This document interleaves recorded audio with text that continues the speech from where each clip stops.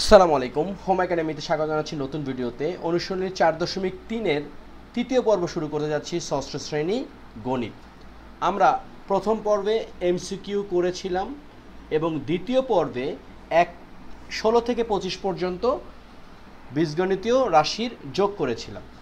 এখন ওই পর্বটা যারা ভালো মতন করেছি তারা কিন্তু এই অঙ্কগুলো খুব সহজেই করতে পারবো। তো চলো শুরু করি।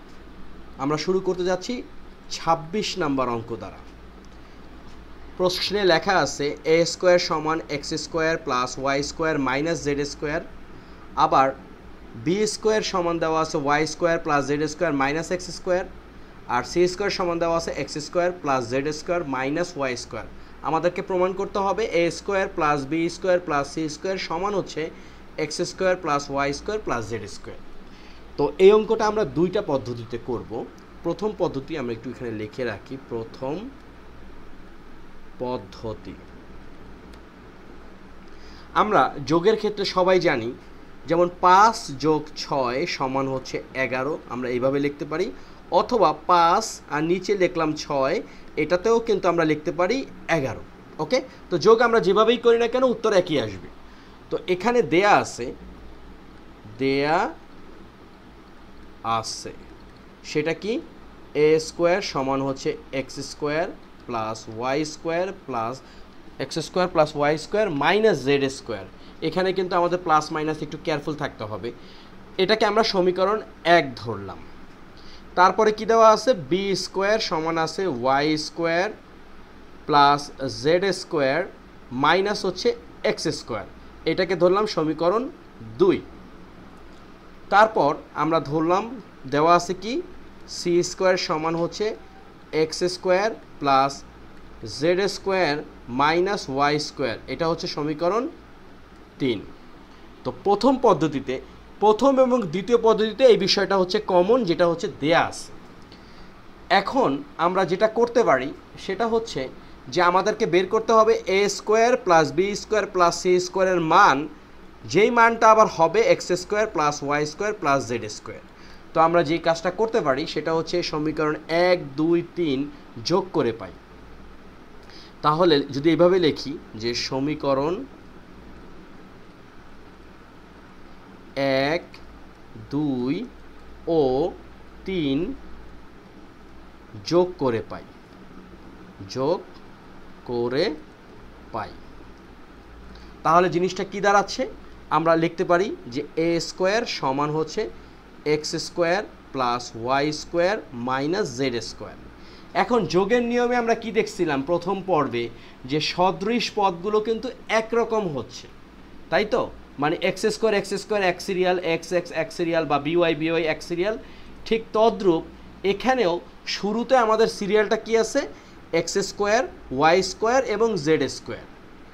ঠিক তদ্রূপ আমরা যখন বি সমান কী দেওয়া আছে, Y square plus Z square minus X square, Y square আছে মাঝখানে, সুতরাং plus Y square minus X square হচ্ছে শুরুতে, যেহেতু এক্স স্কোয়ারটা শুরুতে আছে এক্স স্কোয়ার, এবং তারপরে হচ্ছে কি প্লাস জেড স্কোয়ার। আর সি স্কোয়ারের ক্ষেত্রে কি হবে, সি স্কোয়ারটা আছে শুরুতে হচ্ছে এক্স স্কোয়ার, তারপর এখানে মাইনাস ওয়াই স্কোয়ার এবং ফাইনালি হচ্ছে প্লাস জেড স্কোয়ার। ওকে, এখন এই তিনটা আমরা যখন যোগ করব তাহলে কি দাঁড়াচ্ছে, A square plus B square plus C square. Okay, এই তিনটা যোগ হইল। এখন দেখো যে এখানে আছে এক্স স্কোয়ার আর এখানে আছে মাইনাস এক্স স্কোয়ার, অর্থাৎ এই দুইটা এক্স স্কোয়ার আমরা বাদ দিয়ে দিলাম, শুধু এক্স স্কোয়ার লিখলাম। তদ্রূপ এখানে আছে প্লাস ওয়াই স্কোয়ার আর নিচে আছে মাইনাস ওয়াই স্কোয়ার, সুতরাং একটা ওয়াই স্কোয়ার আমরা প্লাস ওয়াই স্কোয়ার লিখলাম। এবং তৃতীয়ত যেটা আছে মাইনাস জেড স্কোয়ার আর প্লাস জেড স্কোয়ার, আমরা একটা বাদ দিয়ে দিলাম, শুধু থাকতেছে জেড স্কোয়ার। এবং আমরা যদি প্রশ্নের দিকে তাকাই, আমাদের কিন্তু বলছে তবে দেখাও যে A square plus B square plus C square equals to X square plus Y square plus Z square, এবং আমরা তাই কিন্তু পেয়ে গেলাম। ওকে, তো সুতরাং আমরা লিখতে পারি লেফট হ্যান্ড সাইড অর্থাৎ বাম পক্ষ সমান হচ্ছে রাইট হ্যান্ড সাইড, ডান পক্ষ কি দেখানো হলো। ওকে, এটা হচ্ছে আমাদের প্রথম পদ্ধতি। তো দ্বিতীয় পদ্ধতিটা কেমন হতে পারে লক্ষ্য করো। দ্বিতীয় পদ্ধতির ক্ষেত্রে আমরা যে বিষয়টা বলতে পারি যে দেওয়া আছে যেটা আছে আছে থাকলো, এখানে আর সমীকরণটা দেওয়া দরকার নেই। দ্বিতীয় পদ্ধতি, আমরা সরাসরি চলে যাবে অঙ্কতে, যে আমাদের লেফট হ্যান্ড সাইড সমান দেওয়া আছে কি A square plus B square plus C square. এখন আমরা এই এ স্কোয়ার সমান কি জানি, এই যে মানটা যেটা দেওয়া আছে এইটুক, তাই না? সেটা কি X square plus Y square minus Z square plus B square মানে কি, এই হচ্ছে আমাদের বি স্কোয়ার, যেটা হচ্ছে Y square plus Z square minus X square plus C স্কোয়ারটা মানে কি, সি স্কোয়ার হচ্ছে এই যে এটা X square plus Z square minus Y square.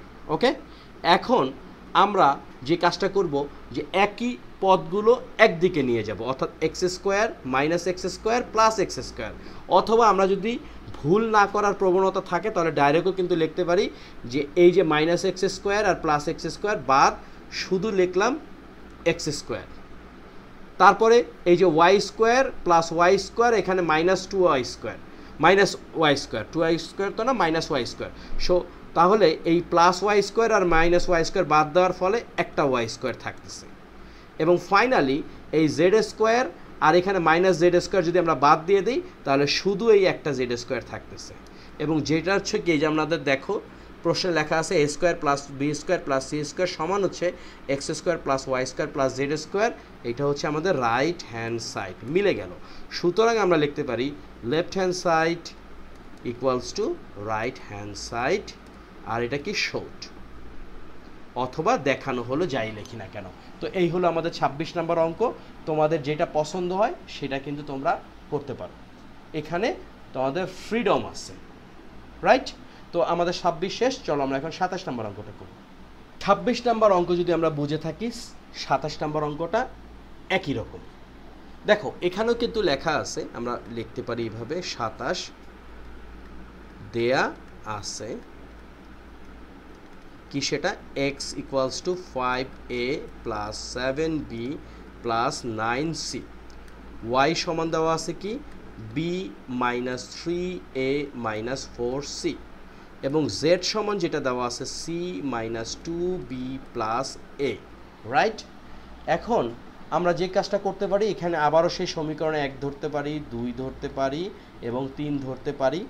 তারপরে আমরা কি করতে পারি, সমীকরণগুলো যোগ করে পাই। কেন যোগ করব, দেখো এক্স এর সাথে ওয়াই যোগ, ওয়াই এর সাথে জেড যোগ, যেখানে বাম পক্ষে লেখা আছে X plus Y plus Z, এবং মানটা কিন্তু এরকম হওয়ার পসিবিলিটি আছে, আর না হলে অঙ্ক হবে না।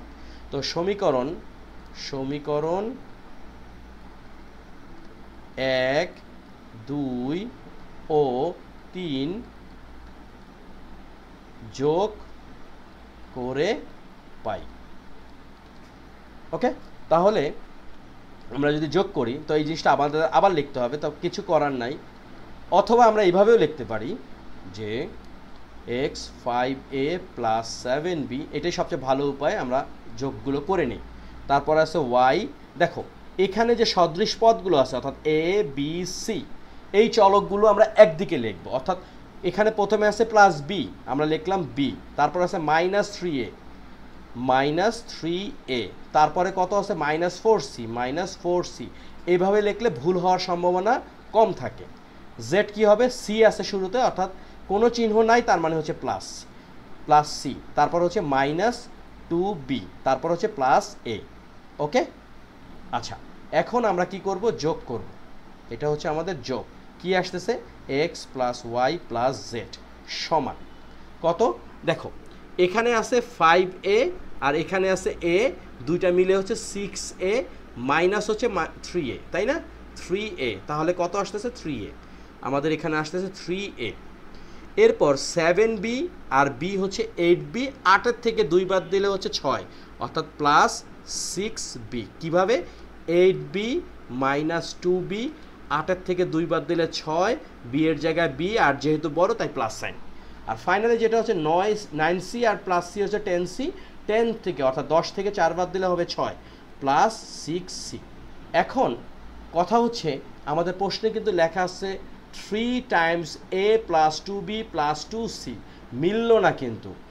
মিললো না ঠিক বললে ভুল হবে। এখান থেকে যদি আমরা দেখো কত কমন নিতে পারি, লক্ষ্য করো এখানে যদি 3 কমন নেই তাহলে আসতেছে এ, 6কে 3 দ্বারা ভাগ করলে 2 অর্থাৎ 2b, প্লাস 6কে 3 দ্বারা ভাগ করলে 2 অর্থাৎ এখানে সি। এখন দেখো মিলে গেছে যে 3 ব্র্যাকেটের ভিতরে এ প্লাস 2b প্লাস 2c। সুতরাং এই যে আমাদের, সুতরাং এইটা ছিল লেফট সাইড ইকুয়ালস টু এটা হলো রাইট সাইড, লিখলাম রাইট সাইড। কি হলো এখানে, কি দেখানো না প্রমাণ? বলছে দেখাও যে, সুতরাং আমরা লিখতে পারি দেখানো হলো। ওকে, তো এই হচ্ছে আমাদের আজকের পর্ব, যেখানে আমরা 26 এবং 27 নম্বর অঙ্ক করলাম। আমরা আর বড় করব না ভিডিওতে, পরবর্তী পর্বে আমরা বীজগণিতীয় রাশির বিয়োগ শুরু করব। তো তোমরা সবাই ভালো থাকো, সুস্থ থাকো। ভিডিওটি কাজে লাগলে প্লিজ বন্ধুদের সাথে শেয়ার করবে এবং নিজেরা সাবস্ক্রাইব করবে। Thank you.